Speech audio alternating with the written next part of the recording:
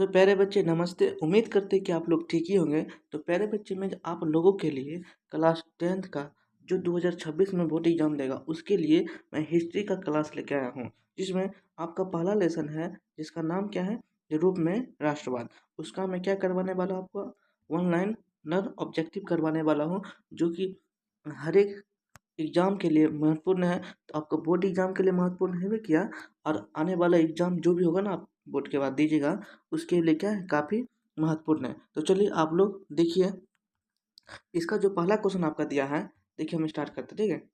इसका जो पहला क्वेश्चन दिया है, क्या दिया है कि सेडोवा का युद्ध किसके बीच हुआ था। तो सेडोवा का जो युद्ध हुआ था ना, किसके हुआ था, ऑस्ट्रेलिया और प्रसा के बीच हुआ था। आप लोग याद रखिएगा, आपसे क्वेश्चन पूछा जाएगा कि सेडोवा का युद्ध किसके बीच हुआ था, तो ऑस्ट्रेलिया और प्रसा के बीच हुआ था। चलिए नेक्स्ट क्वेश्चन आपका बोल रहा है क्या कि सेडोन का युद्ध किसके बीच हुआ था। जो सेडोन का युद्ध हुआ था वो फ्रांस और प्रसा के बीच हुआ था। आपसे क्वेश्चन पूछेगा कि सेडोवा का युद्ध कब हुआ था, तो 1870 में। कब हुआ था, 1870 में। चलिए बहुत ही इंपॉर्टेंट है, इंपॉर्टेंट, आप लोग इसको देखते रहिए। 3 नंबर क्वेश्चन बोल रहा है आपका क्या कि फ्रैंकफर्ट की संधि कब हुई थी। इसका जो राइट ऑप्शन हो जाएगा, राइट आंसर हो जाएगा 10 मई 1871 को। क्या हुआ था, 10 मई 1871 को फ्रैंकफर्ट की संधि हुई थी। ओके, याद रखें आप। क्वेश्चन आपसे पूछेगा कि जर्मनी का एकीकरण कब हुआ था। तो जर्मनी का जो एकीकरण हुआ था कब हुआ था, 1871 में हुआ था। कब हुआ था, 1871 में। फ्रैंकफर्ट संधि भी 1871 में हुआ था। जर्मनी का भी एकीकरण कब हुआ था, 1871 में। चलिए क्वेश्चन नंबर 5 बोल रहा है आपका क्या कि एड्रियानोपुल की संधि कब हुई थी। एड्रियानोपुल की जो संधि हुई थी ना, कब हुई थी, 1829 में हुई थी। कब हुई थी, 1829 में हुई थी। और अगर आपसे क्वेश्चन पूछेगा कि एड्रियानोपुल की संधि किस देश के साथ हुई थी, तो आंसर क्या बोलेगा, तुर्की। किसके साथ हुई थी, तुर्की के साथ हुई थी। चलिए क्वेश्चन नंबर 6 बोला आपका क्या कि टीपू सुल्तान कहाँ का शासक था। तो टीपू सुल्तान कहाँ का शासक था, इसका जो राइट आंसर होगा, ऑप्शन आंसर क्या होगा, मैसूर। क्या होगा, मैसूर। मैसूर का क्या था, शासक था।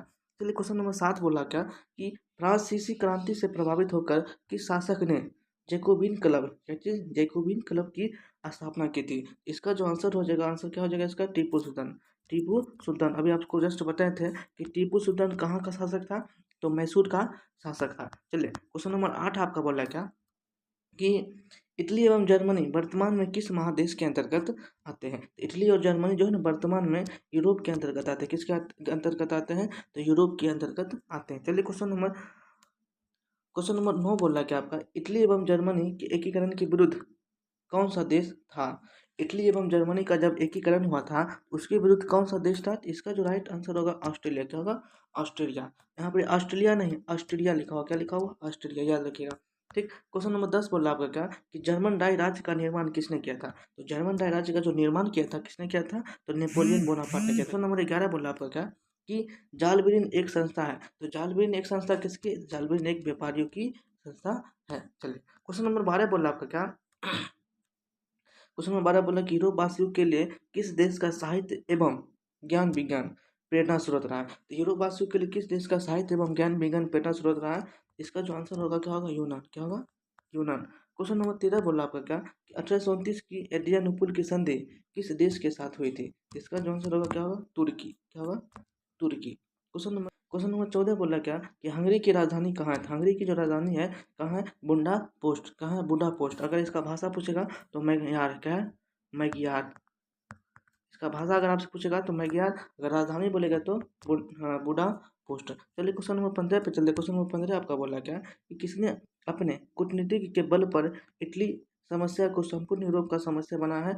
इसका जो आंसर होगा, काउंट काबुल। क्या होगा आंसर इसका, काउंट काबुल। चलिए क्वेश्चन नंबर 16 पे चलते हैं। क्वेश्चन नंबर 16 बोल रहा है आपका क्या कि लाल कुर्ती का गठन किसने किया था। तो लाल कुर्ती का जो गठन किया था तो गैरीबाल्डी ने किया था। कौन किया था, गैरीबाल्डी ने किया था। चलिए क्वेश्चन नंबर 17 पे चलते हैं। क्वेश्चन नंबर 17 आपका बोला क्या कि फेडर्स ऑफ इटली नामक संस्था का गठन किसने किया था। इसका जो आंसर हो जाएगा क्या होगा, मेजनी। क्या होगा, मेजनी। क्वेश्चन नंबर 18 बोल रहा है आपका क्या कि कार्बोनरी की स्थापना किसने और कब की थी। तो कार्बोनरी की जो स्थापना की थी 1810 में किया था। कब किया था, 1810 में किया था। ठीक है, कौन किया था, आप लोग इसके कमेंट बॉक्स में दीजिएगा। ठीक, किस युद्ध के बाद जर्मनी का एकीकरण हुआ था। आपसे क्वेश्चन पूछा जाएगा कि किस युद्ध के बाद जर्मनी का एकीकरण हुआ था। तो सेडोन का युद्ध, सेडोन का युद्ध। ओके, अभी आपको बताए थे कि सेडोन का युद्ध कब हुआ था, 1800, बताइए, 1800 1970 में, ठीक है। चलिए क्वेश्चन नंबर 20 बोला आपका क्या कि जर्मनी का एकीकरण जर्मनिया क्या थी। तो जर्मनिया जो थी ना, जर्मन का राष्ट्र का प्रतीक था। क्या था? जर्मन राष्ट्र प्रतीक था, ठीक। क्वेश्चन नंबर आपका 21 बोला आपका क्या कि फ्रांसीसी क्रांति का प्रमुख कारण क्या था। तो फ्रांसीसी क्रांति का जो प्रमुख कारण था तो निरंकुश शासक था। क्या था? निरंकुश शासक। क्वेश्चन नंबर 22 बोला आपका क्या कि नेपोलियन संहिता किस वर्ष लागू हुआ था। तो नेपोलियन संहिता जो लागू हुआ था कब हुआ था? 1804 में हुआ था, ठीक है, याद रखिएगा। इसका ऑब्जेक्टिव भी हम करवाएंगे, ठीक है। किसने कहा था जब फ्रांस सीखता होगा, ठीक है, किसने कहा था जब फ्रांस सीखता है तो बाकी यूरोप को सर्दी जुकाम हो जाता है। इसका जो आंसर होगा मेटरनिक। क्या होगा? मेटरनिक, ठीक है। चलिए क्वेश्चन नंबर 24 बोला आपका क्या कि नेपोलियन कोड में कुल कितने कोड है। तो इसका जो आंसर होगा 5 होगा। कितना होगा? 5। चलिए क्वेश्चन नंबर 25 बोला क्या कि इटली के एकीकरण का मसीहा किसे कहा जाता है। इटली के एकीकरण का जो मसीहा है उस किसे कहा जाता है। तो मेजनी को कहा जाता है। किसे कहा जाता है? तो मेजनी को कहा जाता है। क्वेश्चन नंबर 26 बोला आपका क्या कि यूरोप का मरीज किसे कहा गया। तो तुर्की को यूरोप का मरीज कहा गया। क्वेश्चन नंबर 27 बोल रहा है आपका क्या कि यूरोपीय सभ्यता का पालना किसे कहा जाता है। तो यूनान को कहा जाता है। किसको कहा जाता है? यूनान को, ठीक है। क्वेश्चन नंबर 28 बोल रहा है आपका क्या कि किस संधि द्वारा जर्मनी का एकीकरण पूरा हुआ था। तो फ्रैंकफर्ट की संधि। अभी आपको बताए थे कि फ्रैंकफर्ट की संधि कब हुई थी? 1871 में। तो कब हुई थी? 1871 में, ठीक। क्वेश्चन नंबर 29 बोल रहा है क्या हंगरी की भाषा क्या है। तो हंगरी की जो भाषा है ना, मैगियार है। क्या हंगरी की भाषा क्या है? मैगियार, ठीक है, याद रखिएगा आप लोग। अगर राजधानी बोलेगा तो बुडापेस्ट। 1830 की क्रांति के बाद फ्रांस में किस प्रकार का शासन स्थापित हुआ था। इसका जो राइट आंसर होगा संवैधानिक शासन। क्या होगा? संवैधानिक राजतंत्र। क्या होगा? संवैधानिक राजतंत्र। चलिए क्वेश्चन नंबर नेक्स्ट पे चलते हैं। क्वेश्चन नंबर नेक्स्ट आपका क्या बोल रहा है क्या कि क्वेश्चन नंबर 31 बोल रहा है कि जनेवा समझौता कब हुआ था। तो जनेवा समझौता जो हुआ था कब हुआ था? 1954 में। कब हुआ था? 1954 में। चलिए क्वेश्चन नंबर 32 बोल रहा है आपका क्या कि फ्रांसीसी क्रांति कब हुई थी। इसका जो आंसर होगा 1789। फ्रांसीसी क्रांति कब हुई थी? जो फ्रांसीसी क्रांति जो हुई थी कब हुई थी? 1789 में हुई थी, ठीक।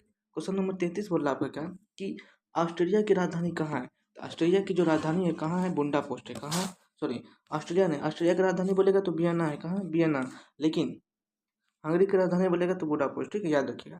बोला कि वियना सम्मेलन कब हुआ था। तो वियना सम्मेलन जो हुआ था ना 1815 में होता। कब हुआ था? 1815 में वियना सम्मेलन हुआ था, ठीक। क्वेश्चन नंबर 35 बोला क्या कि फ्रांस में किस शासक वंश की पुनर्स्थापना वियना कांग्रेस द्वारा की गई थी। इसका जो आंसर हो जाएगा बुर्बो वंश। क्या होगा? बुर्बो वंश की स्थापना वियना कांग्रेस द्वारा की गई थी। क्वेश्चन नंबर 36 बोला आपका क्या कि वियना सम्मेलन की मेजबानी किसने की थी। तो इसका जो राइट आंसर हो जाएगा मेटरनिक ने किया था। कौन किया था? मेटरनिक ने किया था। वियना सम्मेलन की मेजबानी किसने की थी? तो मेटरनिक ने की थी, ठीक। आपसे क्वेश्चन पूछा जाएगा कि मेटरनिक कहाँ का चांसलर था। तो मेटरनिक जो चांसलर था ऑस्ट्रेलिया का चांसलर। कहाँ तक का चांसलर था? मेटरनिक ऑस्ट्रेलिया का चांसलर था, ठीक है, याद रखिएगा। क्वेश्चन नंबर 38 बोल रहा है क्या कि वियना सम्मेलन के दौरान किस युग का अंत हुआ था। तो वियना सम्मेलन के दौरान नेपोलियन युग का क्या हुआ था? अंत हुआ था, याद रखिएगा। आपसे क्वेश्चन पूछेगा वियना सम्मेलन के दौरान किस युग का अंत हुआ था। तो नेपोलियन युग का अंत हुआ था। क्वेश्चन नंबर 39 बोला क्या कि वियना सम्मेलन किस युग की शुरुआत हुई थी। मतलब वियना सम्मेलन से किस युग का शुरुआत हुआ था। तो मेटरनिक युग का शुरुआत वियना सम्मेलन से हुआ था। तो चलिए क्वेश्चन नंबर 40 बोल रहा क्या कि लुई 18वां कहाँ का राजा था। तो लुई 18वां जो राजा था ना, कहाँ का राजा था। तो फ्रांस का राजा था। कहाँ का राजा था?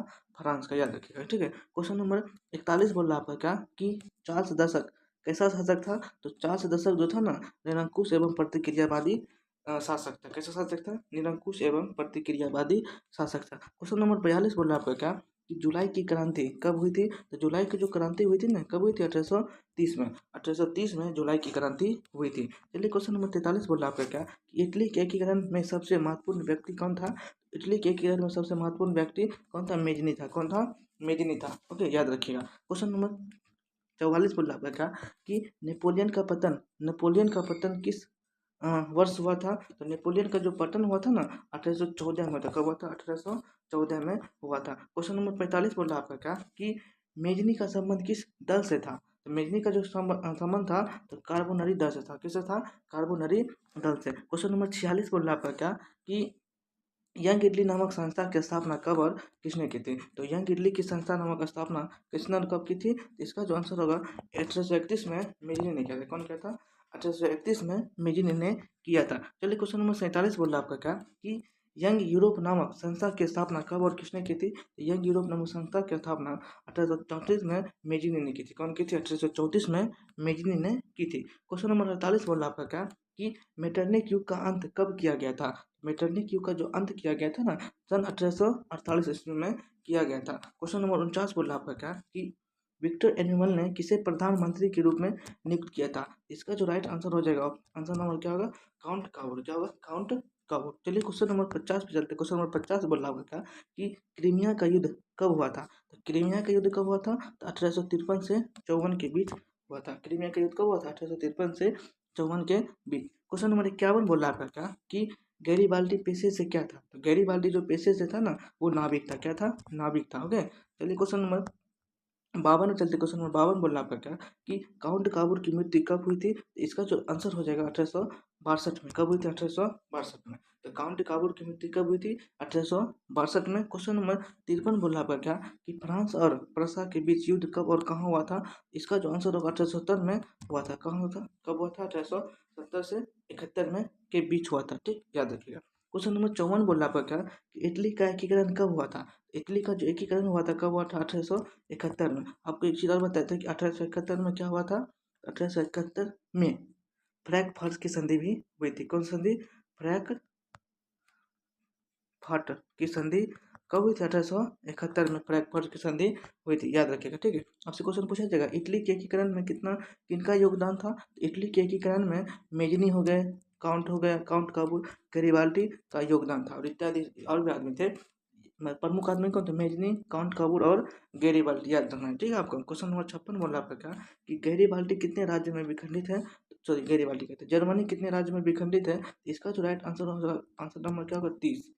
ठीक है, 30 राज्यों में क्या है? जर्मनी विखंडित है। चलिए क्वेश्चन नंबर 57 बोल रहा आपका कि हेंगेल कौन थे? तो हेंगेल जो थे ना, हेंगेल एक दार्शनिक थे। कौन थे? एक दार्शनिक थे। ठीक, आपको याद रखना है हेंगेल कौन थे? हेंगेल एक दार्शनिक थे। क्वेश्चन नंबर 58 बोल रहा क्या बिस्मार्क क्या था? तो बिस्मार्क जो था एक कूटनीतिज्ञ था। बिस्मार्क क्या था? एक कूटनीतिज्ञ था। ठीक है, याद रखना। क्वेश्चन नंबर 59 बोल रहा क्या कि बिस्मार्क किसके विचारों से प्रभावित था? तो बिस्मार्क जो था हिंगेल हिंगेल के विचारों से क्या था? प्रभावित था। ठीक है, याद रखना आपको। क्वेश्चन नंबर 60 और लास्ट क्वेश्चन बोला क्या कि रक्त एवं लौह की नीति का अवलंबन किसने किया? तो रक्त एवं लौह की जो नीति का अवलंबन किया था वो बिस्मार्क किया था। कौन किया था?